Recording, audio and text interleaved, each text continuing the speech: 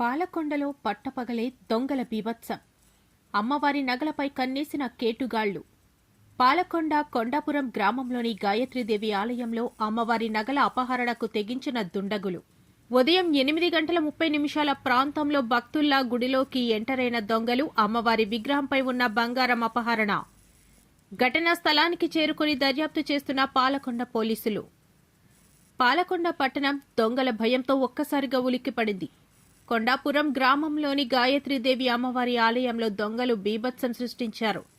ఏకంగా అమ్మవారి విగ్రహం మీద ఉన్న బంగారాన్ని దోచుకుపోయేందుకు సైతం తెగించారు. ఉదయం భక్తుల్లా ఎంటరైన దొంగలు పంతులు గారు టిఫిన్ కోసం బయటకు వెళ్లిన సమయం దాకా నక్కి ఉండి దోచుకున్నట్లుగా తెలుస్తుంది. అమ్మవారి మూల విరాట్ మెడలోని 4 మంగళ సూత్రాలు, అమ్మవారి ముక్కు పుడక, అమ్మవారి బంగారు నేత్రాలు దోచుకున్నారని తెలుస్తుంది. వెంటనే ఘటనా స్థలంలోకి పోలీస్ సిబ్బంది చేరుకుని క్లూస్ కలెక్ట్ చేసే పనిలో పడ్డారు. ఒక దంపతుల జంట ఈ దుర్ఘటనకు ఒడిగట్టినట్లు అనుమానిస్తున్నారు పాలకొండ పోలీసులు. తెల్లవారి 8:30 సమయంలో అల్పాహారం అని చెప్పి ఉత్తర వైపు ఉన్న మెట్ల మీద కూర్చొని అల్పాహారం చేస్తుండగా ఒక దంపతులు వచ్చి అమ్మవారిని దర్శనం చేసుకుని బయటకు వచ్చేసి మళ్ళీ లోనికి వచ్చారు.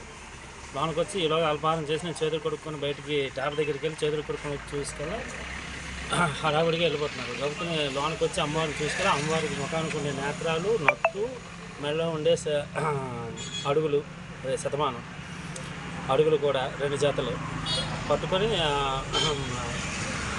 చూసుకెళ్ళలేదు. తెర చూసుకెళ్ళి హడావుడిగా బండికి వెళ్ళిపోతున్నారు. బయటకు వచ్చి నేను పెద్దగా గొల్లు చేసరికి ఆ పక్కన ఉన్న వాటర్ ప్లాంట్ వాళ్ళు ఏంటంటే వాళ్ళు ఎవరో వాళ్ళకి వివరాలు చెప్పారు. వాళ్ళకి పరిచయాలు.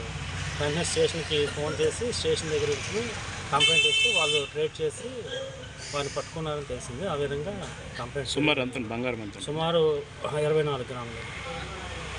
మీ పేరండి? చిట్టుబాబు, బంకుపల్లి చిట్టుబాబు సార్.